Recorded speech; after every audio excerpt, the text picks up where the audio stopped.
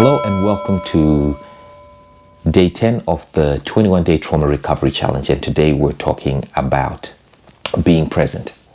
And the importance about being present is that when you go through something traumatic, you live across two main timelines.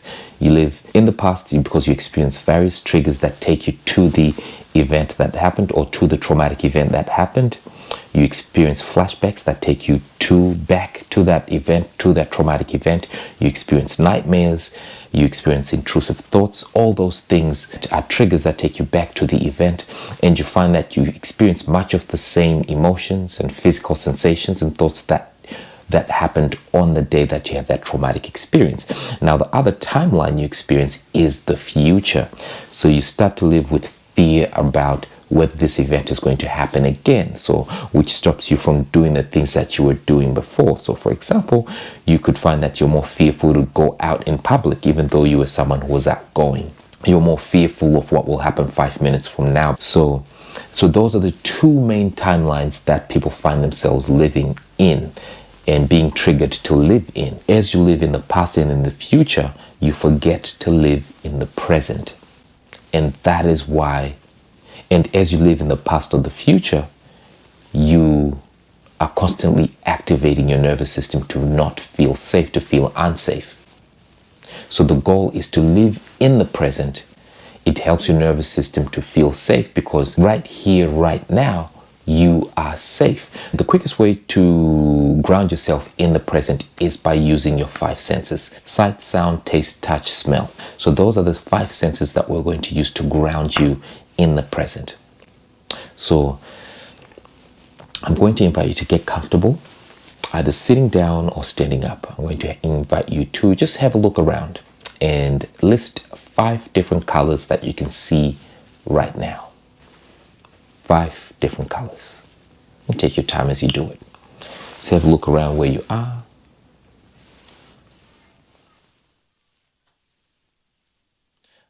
Okay, I've identified 5 different colors. Now that you've done that, I'm going to invite you to identify 2 different sounds. One sound should be in the room there with you, and the other sound is a sound that's outside of the room, that's further away. And take your time as you do that. You can even pause the video as you do that, and remembering that silence is also a sound. Okay, so, because silence can be piercing silence anyway. And the next thing I'm going to invite you to do is I'm going to invite you to notice where you're sitting down or laying down or standing up. Notice if you're feeling comfortable. Notice the parts of your body that are in contact with any surfaces right now. So if you're sitting down, you're noticing your back, your bum, your thighs, your feet on the ground, or your elbows on the chair, noticing if that feels comfortable, noticing where you feel comfortable. So that's part of exploring your physical sensations. Now I'm going to invite you to just notice the temperature around you. Notice if it's warm, hot, cold. Just notice. And notice the level of humidity around you. Whether it's dry air, humid air. I'm also going to invite you to just notice as you breathe in, notice the first point of contact of your nose and the air that you're breathing. Notice the first point of contact of your nose and the air that you're breathing. Notice the skin around the nose as you inhale. And notice whether the skin around the nose feels cool, feels warm, feels half and half. And notice even further as you breathe in, as the air fills your nostrils and moves up your nasal passage and hits the back of your throat. As you breathe in, notice the temperature at the back of the throat. Notice if it's cool, if it's warm. Just notice. And as that's happening, I'm going to invite you to notice if you can smell anything in the room or if you're outside where you are right now. Let's take a few whiffs.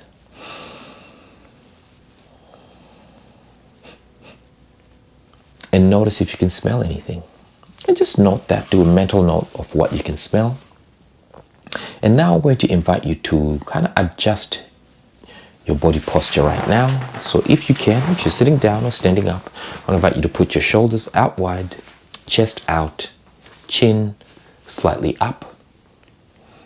And just take a few breaths in that position.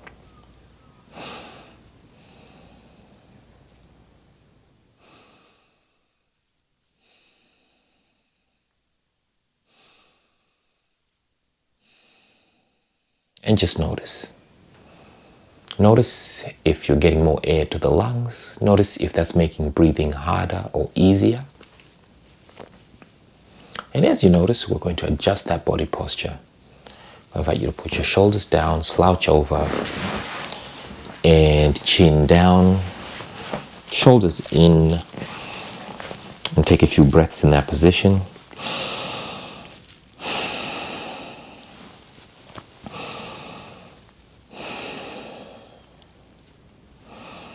So in both positions, you want to be belly breathing or diaphragm breathing. And just notice if you're getting more air or less air to the lungs. And now just assume the position that allows you to breathe the easiest. Now I'm going to invite you to notice if you can taste anything in your mouth. Maybe you can't taste anything. Maybe you can taste some food that you've had or a certain flavors of whatever food you've had today. Just notice.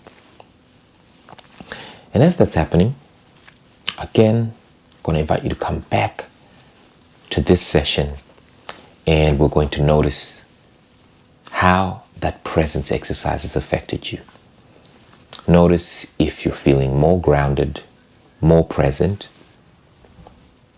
Notice if you're feeling more relaxed, more calm, or less calm. Just notice how that has affected you. The goal of the exercise was to stop you from living in the past, living in the future, and to just live in the present. And a presence exercise is not distraction because you're fully present. A distraction is when you're not present. You're somewhere else mentally, emotionally, and physically. That's a distraction. But a presence exercise allows you to be fully present. And by doing that, you become calm. And not only that, you also expand your window of tolerance. So, hopefully that exercise has been helpful. Please share the 21-day challenge to other people who may find this challenge helpful. Please share, comment, like, and subscribe for more.